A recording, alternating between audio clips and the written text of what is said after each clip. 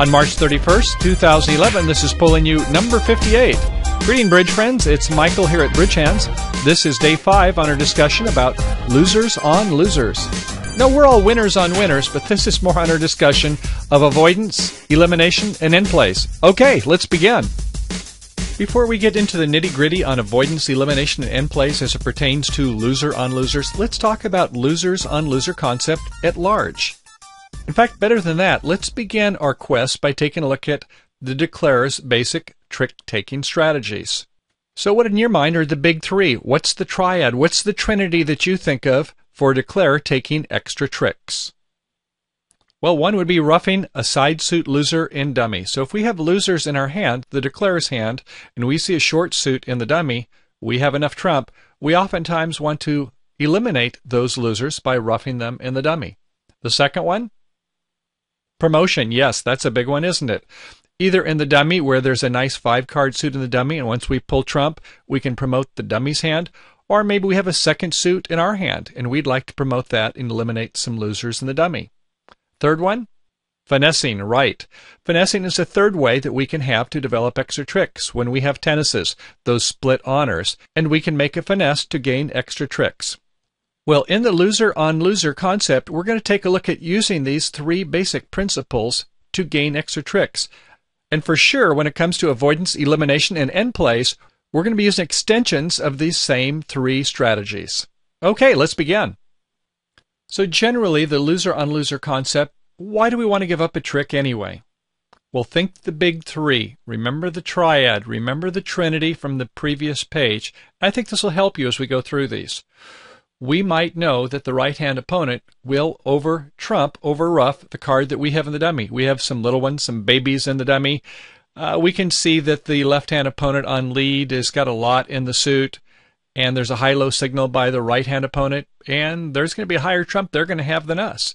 So we might want to eliminate a loser in the dummy. We'll see this in a little bit. Second, we foresee a future opponent who will ruff or overruff. Aha! Another variation of the roughing strategy by the opponents. Well, how about us? Sure, yes. We might gain a future ruff on our side by putting a loser on loser. Okay, remember the other 2 strategies? How declare gets extra tricks? Right. One of them is finessing. And an adaptation of this is if we avoid the dangerous opponent getting on the lead. They will finesse us. So if we can put the other opponent on the lead, let's say the left-hand opponent, when we're declarer, they can't come through us because they're on the wrong side to do so. We might use a loser on loser to prevent this from happening. In fact, you've seen this on previous lessons. And the last one? What's the last 3 of the big triad? Right, to promote a side suit. Either in the dummy or in the declarer's hand. We might play a loser on loser to eventually have an entry and to gain tricks in the dummy side suit. Okay, let's continue.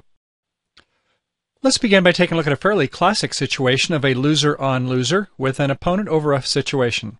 So West has opened with a weak 2 bid, promising a 6-card suit and little else, and they lead the ace of their long suit. In dummy, we have a doubleton. In the east, they play the high of a doubleton, and we have 3. So the suit is a 6-3-2-2. So they're going to continue on 1, 2, and 3 of their long suit. On the 3rd play of the dummy, we can ruff, but we don't have any high cards in the dummy, and we're fairly certain that by our suit, let's say we have a 9-card trump suit, that there is 2 or maybe 3 cards held by the east hand. So if we're going to ruff, we're just going to get overruffed by east. So another strategy would be to say, well, we've got 2 losers in clubs. Let's say this is the club suit, 1 in the dummy. Why not instead on the 3rd play of the long suit, we, rather than ruff it, pitch our loser, putting a loser on a loser. So when West plays the 3rd of their red cards from the ace, king, queen, whether East wants to rough it or pitch another card, they're going to win 3 tricks anyway. We cannot prevent that. We can play a trump. They're going to overruff it. But instead, if we get rid of our single loser in this black suit, let's say it's clubs, when they get in to play the club suit, the club is gone. and we can go ahead and pull trump. We can go ahead and rough 2 of these clubs, and we're home free. And we've held our losers to 3 rather than 4 losers otherwise. Very good. So let's have one more review on a loser. In this case, we are in the spade suit. We have ace, king, queen, 10 in our south hand. In the north hand, we have jack third. And notice we also have a fit in the diamond suit.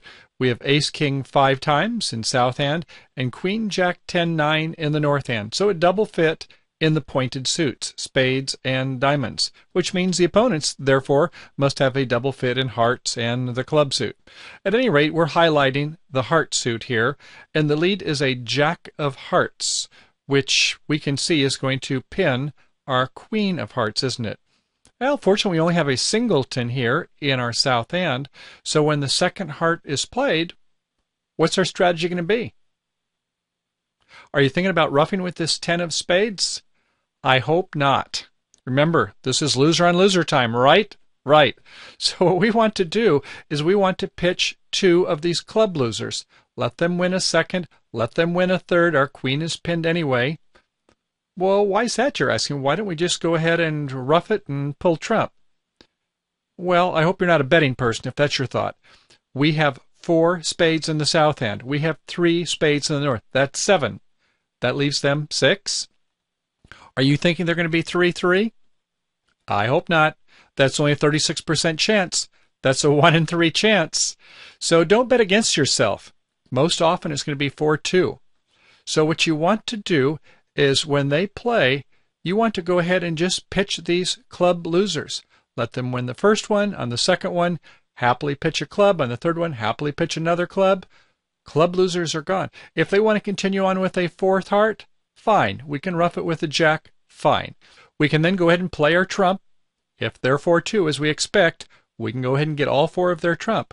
We can then set up the 5 in the diamond suit. So we're going to receive 4 spades, 5 diamonds, and 1 club. That's 10 tricks. And if we're in a 4-spade game, that's what we want to get. Even if we're in 3 spades, try this strategy. Make your over trick. Of course, we hope that most of the time that we don't have a 4-3 fit. You can imagine a situation like this, though, where there's a double fit. The opponents might get exuberant and go up to 4 hearts, knowing that they have a heart and club suit. We having the spade and the diamond. Thank goodness our suit is 1 higher than theirs. They might be bidding on favorable vulnerability. Maybe they realize they'll go down several, but they're pushing us, and we cannot make 5 diamonds, so we're going to settle for a 4 spade. So does this concept work every time, all the time? No, it's not necessarily a dominant thing, but look at the various situations, and when you see you can have a sure thing to make a game versus a maybe on a 3-3 split, that 36% chance. Think about this one. Think about pitching some losers and setting up, promoting a sign suit. Okay, let's go ahead and move forward. So what are some of the clues, the telltale signs that we look for to employ for end-play tactics? Not necessarily with loser on losers, but just basic avoidance, elimination, and end plays. Well, one is we have nothing to lose by trying. How do they say it? Desperate times require, yes, desperate measures. So we need to find a spectacular play to make our contract. Another, you might require an extra trick to make the contract, one you wouldn't otherwise make. Or maybe you're looking for an over trick, and you can see that an end play tactic might gain you extra tricks. A third, yes, beware of the dangerous opponent. You recall earlier we talked about finessing, having tennises in our hand, not wanting the right-hand opponent to get in and play through us. Next, mirrored side, suit, shape, and extra trump. This is a classic attribute that we look for when thinking about avoidance, elimination, and end plays. And lastly, counting and discards. Counting is a little bit more difficult to keep track of the opponent's suits when we think we're busy watching our own. It gets better with time. And also the discards. If we're playing a suit and we can see that one opponent shows out in the suit, that gives us some extra indications on how to play that opponent or maybe the other opponent for the side suits. Timing is a critical element in life. It certainly is in bridge, at least when it comes to avoidance, elimination, and end plays. So whether you're acting or investing, maybe skydiving, or maybe asking for that first date, timing is everything. And when it comes to end plays, avoidance, and elimination plays, know when to throw in. Know when to throw in the opponents. And when is that? Well, typically we want to first eliminate the opponent's side suit options. That's right. We want to go ahead and pull trump. We want to go ahead and take those suits with mirrored values, play those out, leaving the opponent very few options, hopefully just one option, in which to make a play. So we have to do our background work first. It might be trick 7, 8, 9, perhaps even trick 10, before we're ready to throw the opponents in. So in our previous sessions, we've looked at some various tactics to throw the opponents in. But why do we need to have a loser-on-loser tactic here?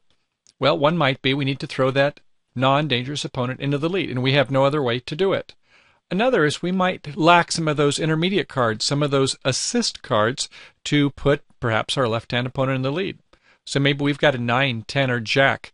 We play from the dummy hand, and we put one of those intermediate cards up in third hand, and now our left-hand opponent has to go up with a higher card to win. In our loser-on-loser, we may not have this luxury. We don't have those intermediate spot cards. Another reason? We want to force the opponents to help us. Yes, we like our partner to help us, and we're certainly appreciative when the opponents can give us a helping hand also. In fact, in some instances, they may not know our exact holdings in our hand, and when they're put in the lead, they may not make the best play. So charity is always appreciated, and the better the bridge player is, the more they give the opponents an opportunity to make a mistake. Prophetic words to always keep in the back of our mind. Okay, at this point, let's pull this all together and use a classic throw-in and end-play strategy for a loser-on-loser. To execute this, we're going to have ace, king, and 2 small opposite 2 babies in the other hand. So we have a 6-card combined side suit, and that leaves 6 from 13. The opponents have 7. What we're going to do is we're going to pull trump. We're going to take care of some side suits. We're going to eliminate the opportunity for the opponents to play several side suits. Now on this side suit, we're going to win the ace. We're going to win the king. We're going to ruff the 3rd, and then we're going to come back to this hand, and on the 4th play, we're going to go ahead and do a pitch. So we're ruffing the 3rd, and we're throwing the dangerous opponent, or the opponent who's going to have to give us a ruff and a slough on the 4th card. So whether by planning, cunning, or maybe just good fortune, we play a loser-on-loser on this 4th card in the suit. The ace-king, ruff 1, get back to the hand, and pitch 1 from the other hand on the 4th, putting, hopefully, the dangerous opponent onto the lead. Okay, now let's take a look at a different type of throw and end play. This time we're going to have 3 cards opposite 3. Ace-king 3rd opposite jack 3rd. So with this holding, only one opponent can win with the queen. Now we might think, hopefully, the non-dangerous opponent is the one who wins. And that would be a little bit of a measure of desperation. Sometimes we need to do this. But there are other circumstances. Let's talk about those. One might be, let's say the south hand, the one in between these, has bid the suit, showing a 5-card suit. Yes, they could have queen, 10, 9, 5 times in the suit. Another situation is we've been counting the hand down. The person in the south hand has opened the bidding, and they haven't shown enough points. They've only shown about 10 points. So we know they have to have the queen, or they shouldn't have opened the bidding. And what we're going to do is we're going to strip this suit down. We're going to play the small to the ace, the king, and then we're going to throw the south opponent in. Now they have to come back to the hand on the right over in the east side, and good things are going to happen because they're going to finesse themselves or their partner on a side suit. Either that or it's a rough and slough situation. Now before going on, I should say there is a pseudo-finesse possibility here. That is where the east hand is the closed hand, the declarer. They lead the jack, and if the player in the south hand thinks that it's from a jack 10, maybe jack 10 tight, they may not want to cover it. They should, but sometimes this pseudo or psych finesse does actually work. So that is another option, and you'll have to evaluate the bidding, you'll have to evaluate the play, and certainly the opponent's ability. Most people in the south, if they're good players, they're going to cover the jack with the queen when it gets to about trick 7, 8, or 9, so that won't work. So obviously the 3 and 3 situation here where we have ace-king 3rd opposite jack 3rd, not the preferred. It might be more a measure of desperation, but sometimes that's what's required. Desperate measures, desperate times. Generally, regarding avoidance, elimination, and end plays, there are other possibilities, and they certainly apply here too for loser on losers. Consider the opponent's bidding. Evaluate the leads, such as a top of sequence lead. Watch the cards. Look for eventual voids in one of the player's hand. Count the suits. Make deductions based upon the suit length of each player. And consider the signals. The opponents might be false carding, or they might find it more important to give signals to one another. You may use those at your benefit as declare also. So in summary, many of the tactics that we learned from avoidance, elimination, and end plays certainly apply here to our loser-on-loser strategies. Remember, the dangerous opponent. We like our finesses to work. We'd like them to work 100%. And if we can throw a left-hand opponent into the lead, then they're either going to finesse their partner or themselves. That or the rough sluff. Secondly, regarding roughing, sometimes when we see the opponent's going to overruff us, we might as well just pitch a loser since we're going to lose one anyway. The loser-on-loser strategy. Similarly, sometimes we can pitch a loser so we can do the roughing. Even better. And third, yes, one of the favorites, promotion. So we might have to pitch a loser in order to gain tricks from either our hand or the dummy. And what pulls this all together? Timing. Yes, timing is critical. Timing is everything. So we have to do our work first as a prerequisite. We have to pull trump. We have to have plenty of trump to do this. We have to take care of our side suits, a couple side suits, so that they can't pull us back in the lead on those side suits. We have to eliminate their plays so they only have one suit to play, the one most favorable to us. Or, if there are two suits and they don't know which one, yes, we want to give them that guess. Let's make life interesting. Okay, Bridge friends, I hope you enjoyed part 1 of our lesson for our free Premium and Ultra members. On our next segment, we will analyze bidding and play based upon avoidance, elimination, and end plays as it pertains to loser-on-loser strategies. For our Premium and Ultra members, in Part 3, we have more exciting hands and commentary dealing with slam bidding in play and even a no-trump auction, something we don't normally expect to use a loser-on-loser strategy during play. Of course, if you're not currently a member, we welcome you to regularly begin enjoying membership privileges for under $10 for a 3-month subscription. So don't delay. Come on to BridgeHands and sign up today. Okay, everyone. See you on the flip side. Bye for now.